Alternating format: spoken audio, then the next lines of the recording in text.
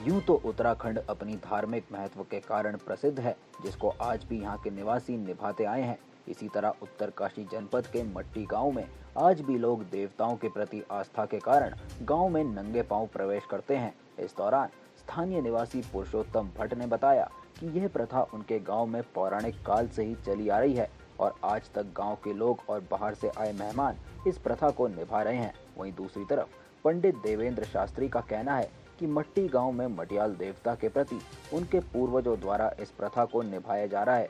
साथ ही उन्होंने कहा कि यहाँ पर शादी में आए मेहमानों को भी इस परंपरा का पालन करना अनिवार्य होता है। उत्तरकाशी से संवाददाता दीपक नौटियाल की रिपोर्ट। जो प्रवेश करते ही जूते उतारते, इसके पीछे रीजन बताइए, क्या कारण है? देखिए सर, ये है कि हमारे देवता के प्रति एक आस्था है और हम लोग प्राचीन से जब से हमारे इस गांव में जो है इस हमारे पीढ़ी दर पीढ़ी जो लोग आए हुए हैं, इस देवता के प्रति हम इसको एक जो है सम्मान रूप जनक से इसको मानते हैं और बहुत रूप से इसको मानते हैं। जब हम जो देवता गांव के प्रवेश करते हैं फिर भी उसमें जूते चप्पल निकालते हैं और जब बाहर से आते हैं तो फिर उस मंदिर पे हम जो करीब 50 मीटर की दूराई पर हम इसका जो है अपने हाथों में लेकर के इस प्रकार से हम जो है एक देवता के प्रति जो हमारे सम्मानजनक है या पहले से हमारे बुजुर्गों ने जिसको मान के लिया है। और ये देवता बहुत प्राचीन देवता है। ये एक 52गढ़ जो हमारा है, राजा के ज़माने जो 52गढ़ होते थे, तो 52गढ़ में से एक सबसे प्राचीन मटियाल देवता मंदिर है।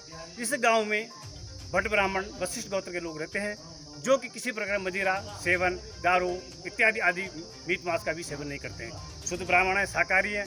और यहाँ पर एक शेरा है जो मटियाल देवता के नाम से पहले असवार लोग भी रहते थे, लेकिन सुना है असवार लोग यहाँ से जो है उन्होंने किसी प्रकार का जो मदिरा सेवन किया है और वो जो है नदी में डूब करके चले गए।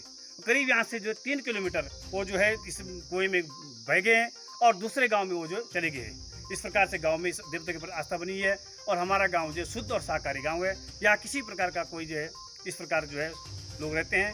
और हमारा जो मटियाल देवता है ये जो है बहुत ही, यहाँ पर भैंस का दूध नहीं चलता है। जब हम लोग यहाँ पर पूजा पाठ हवन इत्यादि करते हैं तो हम गाय का दूध का ही सेवन करते हैं और देवता को केवल गाय के घी का ही हम हवन करते हैं। यहाँ तक कि आज हमारी जो है चप्पल वाला जो ये है, जी जी, तो ये सभी लोगों के लिए अनिवार्य है कि केवल गांव वालों के लिए? जी वैसे तो हमारे यहाँ पर 4 गांव हैं। मुख्य रूप से हमारे 4 ग्राम सभा है, मट्टी धनीटी गोरसरा नेपड़। 4 गांव के लोग तो मुख्य रूप से इसका अनुपालन करते हैं, लेकिन बाहर से भी जो लोग आते हैं जिनको पता है वो लोग इसका वो करते हैं। लेकिन वैसे में जब शादी बारात आती है तो लोग वो ऑटोमेटिक वहाँ पर लोगों को जो इस प्रकार का रहस्य बन जाता है तो वो अपने आप जो है वहाँ पर जूते चप्पल उतारते हैं। नाम क्या आपका? सर मेरा नाम देवेंद्र भट्ट जी है। ये हम प्रतिभा कहते हैं। हमारे कोई बुजुर्ग लोग है, बुजुर्ग लोग जो हमारे साथ बुजुर्ग लोग हमारे देवता के यहाँ से होता है नंगा खुटू हम देवता के अब यहाँ से होता बाबा अपना देवता के यहाँ से। मतलब कब से ये हमारे जत के बुजुर्ग वाला मैं से कब भी लंका का बुजुर्ग सब भी बुजुर्ग लोग आए, सब बुजुर्ग लोग यानी कि अब कही हम नहीं होना बुजुर्ग लोग होना पहले हमारा पीढ़ी का लोग होता बाबा नंगा पैरू। अच्छा, तो मतलब कि होता क्या है, कहाँ पे जूते कहाँ उतारते हैं आप? हम जूते देव खाल माथे बैठ गए देवता से भी अगाड़ी। अच्छा हाँ पैर दो घेरिया को टिमडा गम। अच्छा, हाँ तो मतलब आप लोगों के क्या ये परंपरा है? परंपरा हमारी हमारे दादा बाबू की परंपरा सारी सब लोग हम नंगा पैरू नंदा देवता के प्रति हमारे अपना देवता की आशा से नंदा था ना हमारे देवता विचार नहीं दिया नमने आना न था ना आना तो हम तक जाओ पर हमारे रखी परंपरा हम नहीं दे सकता जूतू सुधा। हाँ हमारे बच्चे नहीं नंदा हम नहीं नंदा हमारे गांव का लोग कोई नहीं नंदा। जो है लोग जो है नंगे पाँव आते हैं, इसके पीछे क्या रीजन है सर?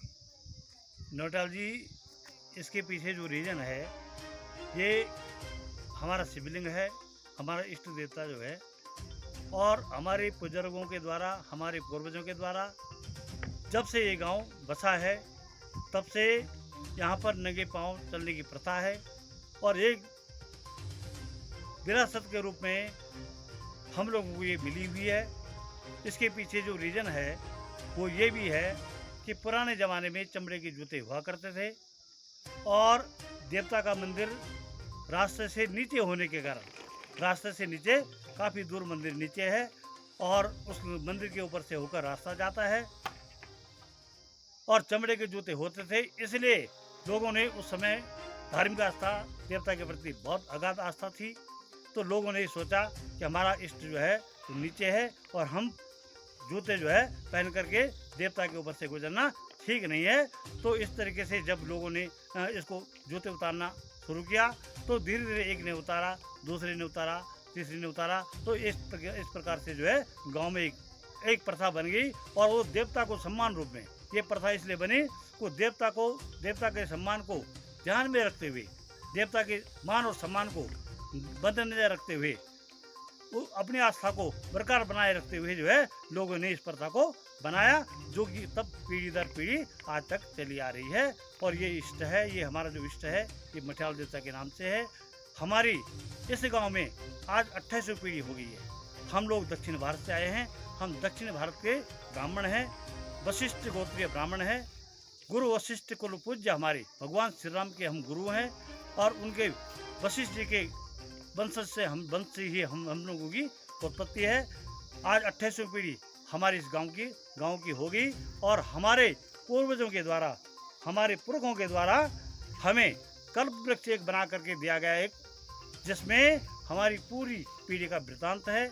उसमें पीढ़ी दर पीढ़ी सबके नाम लिखे हुए हैं कि किस परिवार में कितने लोग हुए हैं, किसके अभी तक कौन किसका बुढ़ा है, कौन किसका दादा है, कौन किसका नाती है, कौन किसका पोता है। इसका एक कल्प जो है बनाकर दिया गया है। जूते वाली जो परंपरा है तो ये कितने अब भी बरकरार है? बिल्कुल, ये प्रथा आज भी बरकरार है। आज भी हमारे जो लोग हैं, हमारे गांव के जो बासिंदे हैं, हमारे गांव के जो लोग, चाहे छोटे बच्चे हो, बूढ़े हो, जवान हो, आज भी हम इस प्रथा का पालन करते हैं। हम जब मंदिर के ऊपर से गुजरते हैं, पैदल जाते हैं, तो हम अपने जूते उतारते हैं, जूतों को हाथ पर रखते हैं और हाथ पर करके जो है फिर जहाँ तक एक सीमा है बनी हुई, यहाँ से लेकर इस सीमा से हमने उतारना है और दूसरी सीमा में जा करके उतारते हैं। जब वो गाँव आते हैं तो वहाँ पर दूसरी सीमा से उसको उतारते हैं और पहनते हैं। आज भी इसको हमको जो विरासत के रूप में मिली हुई है उसको हमने बना के रखा और उसको हम आगे भी अपने बच्चों को यही बताएंगे कि इस प्रथा को ये संजोए रखना है, ये हमारी एक पहचान है।